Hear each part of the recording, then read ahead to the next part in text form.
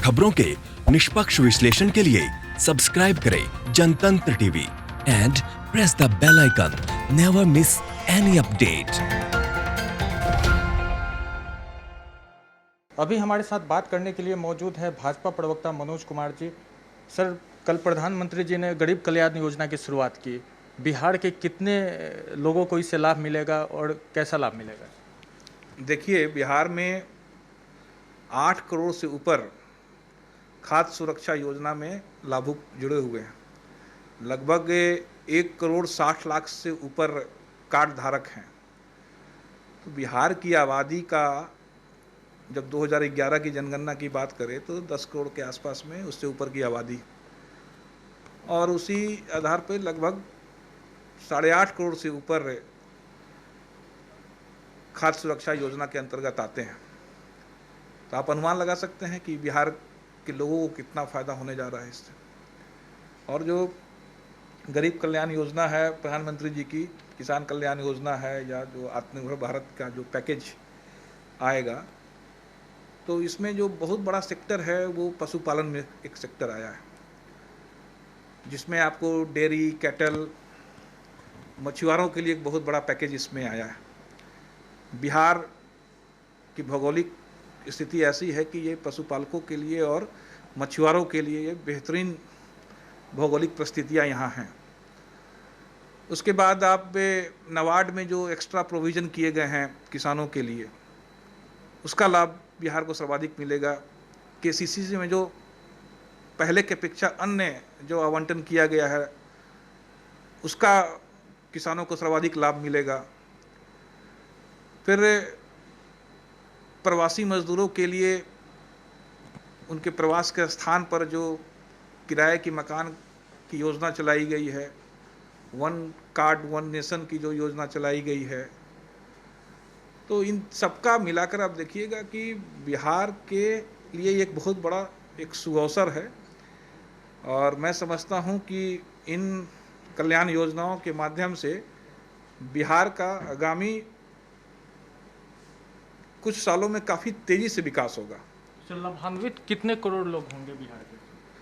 बिहार की लगभग 80% आबादी इससे लाभान्वित होगी।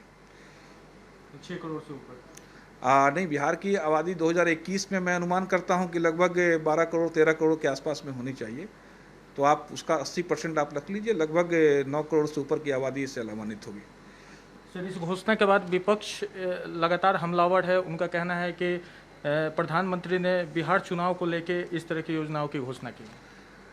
यही है विपक्ष की जो मानसिक जो चेतना है वो काफ़ी संकुचित है, और उनके पास में वो दृष्टि नहीं है और ना दृष्टि आ सकती है। ये जो घोषणा हुई है पूरे देश के लिए हुई है, और इन्हें बिहार के लोगों को इसका लाभ मिल रहा है पूरे देश के लोगों के साथ में, तो भी इनको बुरा लग रहा है।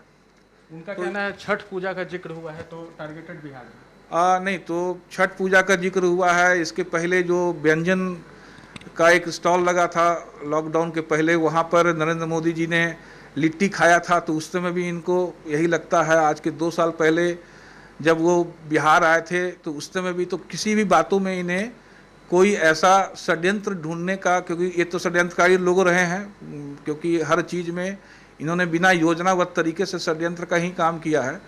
तो इनकी मानसिकता है। तो मैं नहीं समझता हूँ कि इस बात को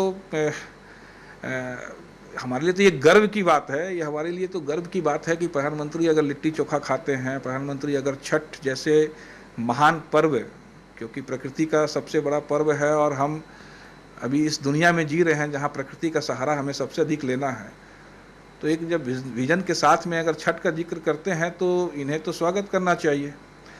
लेकिन अब जब उनका मानसिक दिवालियापन के जो शिकार हो चुके हैं और जिनका बौद्धिक लेवल रसातल में चला गया हो, तो उनसे कोई भी बात की उम्मीद करना बेमानी है। उनको भारत सरकार ने सर 59 चीनी ऐप्स को प्रतिबंध लगा दिया है, इस पर आपकी क्या?